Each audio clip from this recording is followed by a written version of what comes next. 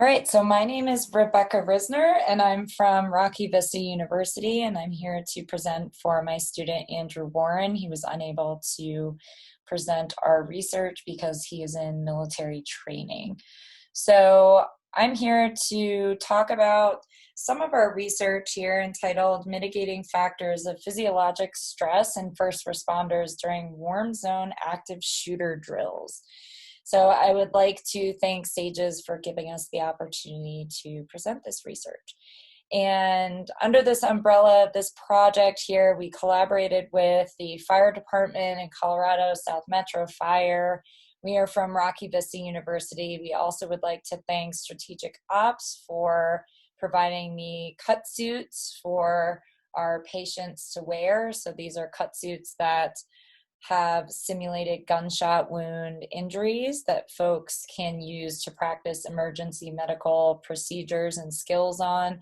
And also we would like to thank the T6 company for providing and piloting their device as well, and the Caretaker company as well for providing their vital sign monitoring device for this project. So the basis for this project really stems from, if you take a look at the graph on the right-hand side here, and it's not completely up to date up to 2020, but you get the idea that there has been an increase in the number and severity of active shooter incidents. So here, starting off at the year 2000 up to 2017, you can clearly see that there's an uptick there in the number of active shooter events. And so because of this, across the country, there's kind of been this implementation of more of these drills that fire, EMS, law enforcement, and paramedics are involved in here to prepare for these types of events. And specifically, South Metro Fire put on 18 mass casualty drills. So this was during November 2018. And our research project was designed to assess changes in the physiologic responses as the paramedics were going through this training. And so kind of the basis behind this is the idea of how can we show how valuable this training is, not only from the tactical perspective, but from the physiological, emotional response to these types of events, rather than folks freezing and not being able to perform their job well when they are enrolled in these drills. When they go through this type of training, it provides sort of I like to think of it as a vaccine for stress. And so it kind of primes them for these types of events and prepares them for the real thing. And so we were looking for measurement or an indication of a real stress response, even though it was a simulated event, and to see how these folks responded. We also wanted to see how that correlated with some of their demographic data and their experience previously as a paramedic, and also in the military or prior experience with these drills. So we measured heart rate, arterial blood pressure, temperature, and oxygen saturation as well.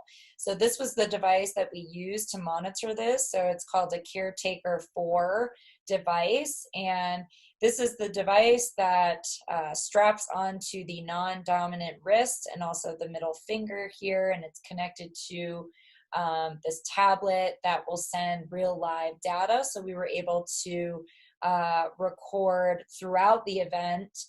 First, we established baseline levels, and then again throughout the entirety of the event, the diastolic, systolic blood pressure, MAP, heart rate, and essentially we also administered a demographic survey to folks that looked at age, gender, years as a paramedic, number of drills that they had already been enrolled in, and years of military service. And so we had a small sample size, but we had a handful, 17 paramedics that participated in this research study.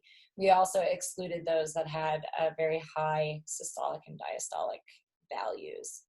We also, throughout these drills, utilize this point of care device from T6. And so the idea here is that this will help in the triage management system from pre-hospital to the ER. And so especially when you have something like an active shooter where you have multiple patients, multiple injuries being presented to the ER, this will allow for pre-hospital for the docs to see what are the patients that are actually coming to the hospital. And so here's a live video of how this works in real time. This one's in the ambulance right now. Should be here in a second. So it looks like this person has a facial wound, has already been cracked. We would re-crank probably. It looks like his gunshots or something. Just for practice. It looks like they decompressed him bilaterally. So this is your role.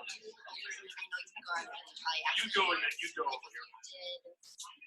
So what we'll do is we're on the airway together after, and we see this guy, And and then we'll just walk through what it would be, even if we don't actually do it, we'll just walk through like, That'd be awesome. I think it's actually, you know, to get to him, put something. Okay, so that device was used as well. And based on our results here, so we have 3 different tables to share. So here's some pictures from the actual drills, and we see here's a paramedic that's wearing that device. And so this is just showing you the measures, systolic, diastolic, pulse pressure, MAP, and heart rate. And so here you're looking at absolute values and standard deviation values here as well. And then we took into account the correlations with the demographics. So we looked at military experience, previous drill experience, and then medic experience. And so this is kind of looking at the significance of those correlations. And so what we can report here is that in every case, each measure's average value increased significantly with the onset of the scenario of the event. So that's stressful inoculation. And we can report that most notably years of military experience were found to negatively correlate with changes in these parameters, meaning the military is doing something right with preparing their folks for these types of stressful situations. Also, prior experience in similar drills was found to positively correlate with changes in heart rate. Also, experience as a medic was found to correlate negatively with changes in heart rate. We also would like to just say in the end that hopefully these results help to support the value of these hyper-realistic hands-on training sessions. Really important, especially in a time like the state of society that we're in now, where we're seeing an uptick in these types of scenarios. So thank you again for giving us the opportunity to present this information.